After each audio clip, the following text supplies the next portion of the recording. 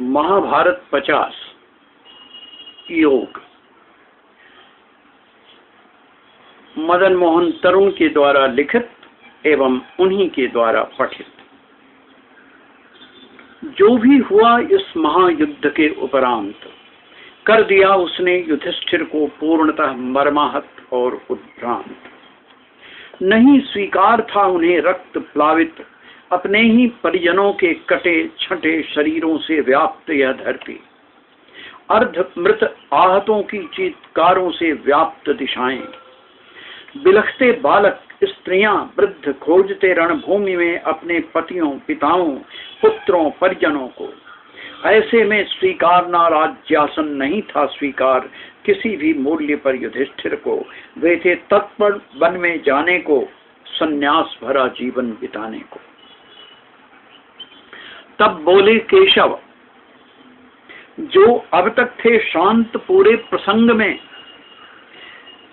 भ्राता युधिष्ठिर सच है आपकी व्यथा, नहीं है इन भयावह अनुभवों स्मृतियों का कोई अंत। जो भी हुआ वह नहीं रह गया था किसी के वश में, नियतिकृत था यह विधान, होना ही था हर स्थिति में यह विनाश। स्मरण रहे युद्ध और शांति का नहीं होता एक ही आचार। युद्ध था यह धर्म का, धर्म था यहाँ प्रतिपक्ष का संहार। मरो या मार दो यही होता है यहाँ सूत्र वाक्य। झूठ से छल से बल से जो भी यहाँ हुआ वही था उस समय का धर्म।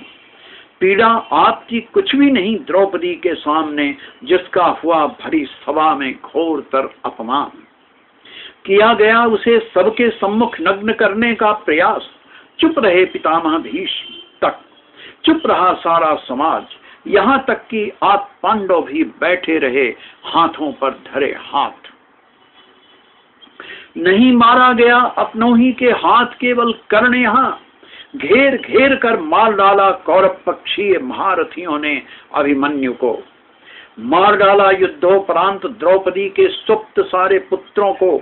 देखा आपने किस प्रकार पड़े हैं आहत युद्ध भूमि में वाणों की सैया पर भीष्म पितामह। अंत नहीं है ऐसे मारक पीड़क भयावह स्मृति बिंदुओं का, किंतु मात्र अतीत की स्मृतियों से ही नहीं चलता संसार।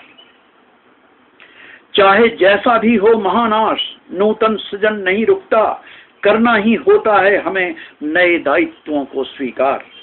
अतः आप न दें स्वयं को कष्ट, मुक्त हों अतीत के बंधनों से, स्वीकारें अपने नए कर्तव्य, शासन सुशासन का, राजा का, धर्म का। नए स्तर पर प्रजा के जीवन को दें नया आधार। करें सबकी जीविका का फिर से उपाय, अब यही है आपका सर्वोपरि कार्य। कहा केशव ने, भ्राता योग नहीं है वन में, वह है हमारे ही अंतः में अवस्थित। शोक करने से नहीं होता दुख दूर, इससे नष्ट होते हैं धर्म कर्म शील गुण स्वभाव आयु कांति रूप शांति। इससे प्रसन्न होते हैं शत्रु रोग दुख क्षय। व्याकुल मन असमर्थ होता है देखने में चारों ओर अवस्थित जगत को। अदृश्य हो जाता है उसके लिए वह सब कुछ जो दृश्य है दूसरों के लिए। नहीं सुन पाते कान रहते हुए भी दूसरों की वाणी। शोकातुरता निद्रा है जिसमें लुप्त हो जाती है दृश्य की सत्ता। नहीं रहता अपने अस्तित्व का भी बोध। हवा में उड़ते पत्ते सा सदा रहता है वह उड़ता हुआ। इसीलिए महाराज करें आप अपने मन को संकल्पित, मन को करें तन में अवस्थित, तभी संभव है योगाराधन। अवस्थित है हमारे तन में ही सारा ब्रह्मांड। करें इस अनंत का अपने ही भीतर साक्षात्कार। बुद्धि के उत्पन्न होने से उत्पन्न होता है यह जगत। पुनः इसी में इसी धीमे धारणा में लय हो जाता है सब कुछ। बुद्धि ही निर्णय लेती है, बुद्धि ही जीवन देती है।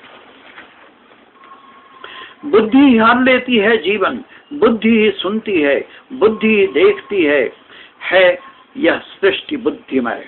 शोक कर देता है सबका क्षय, अतः महाराज न हो स्वयं से विरत। जिस प्रकार घड़े में अवस्थित दीपक घड़े के छिद्र से फैलाता है प्रकाश, वैसे ही आप भी हों अपने मानस में अवस्थित और बन जाएं सबकी जागृत चेतना, दिखाएं सबको उचित मार्ग। धारण करें धीरता की वह ज्योति जो है व्याप्त आपके भीतर ही, जो मंद नहीं होती कभी भी, चाहे चलती रहे चारों ओर तूफानी हवाएं, बरसती हों धारासार वर्षा घनघोर घटाएं। सब कुछ है अपने भीतर ही, पांव से घुटने तक है पृथ्वी, घुटनों से गुदा तक है जल स्थान, गुदा से हृदय तक अग्नि, हृदय के दोनों भौहों के मध्य तक है वायु, और भ्रू मध्य से मूर्धा तक अवस्थित है आकाश। महाराज जब आप अवस्थित होंगे प्राण में, तब लगेगा आपके चारों ओर है कुहासा, उसी से आच्छादित है सारा आकाश। जब हो जाएगा कोहरा निवृत्त, आप देखेंगे जल ही जल सर्वत्र, जल के लय होने पर देखेंगे सर्वत्र ज्वाला, ज्वाला के लय होने पर प्राण अवस्थित हो जाएगा वायु में। उड़ने लगेंगे आप सर्वत्र, यहाँ आपको दिखाई देगा केवल हृदय से ही ऊपर का भाग। फिर जब लीन हो जाएगा वायु भी, तब मात्र एक छिद्र से भी सूक्ष्म दिखने लगेगा आकाश। आकाश तत्व में ही विलीन हो जाएगी आपकी सत्ता, न रहेगा तन न रहेगा मन। अतः हे महाराज, छोड़ दें वन में जाकर तप का विचार, करें यहीं रहकर स्वयं को प्राप्त, पालन करते हुए अपने सारे दायित्व, करते हुए जगत के सारे कार्य। सुनकर केशव की बातें खुल गईं युधिष्ठिर की आंखें, मन हो गया पूर्णतः शांत, छोड़ दिया उन्होंने वन में जाने का विचार।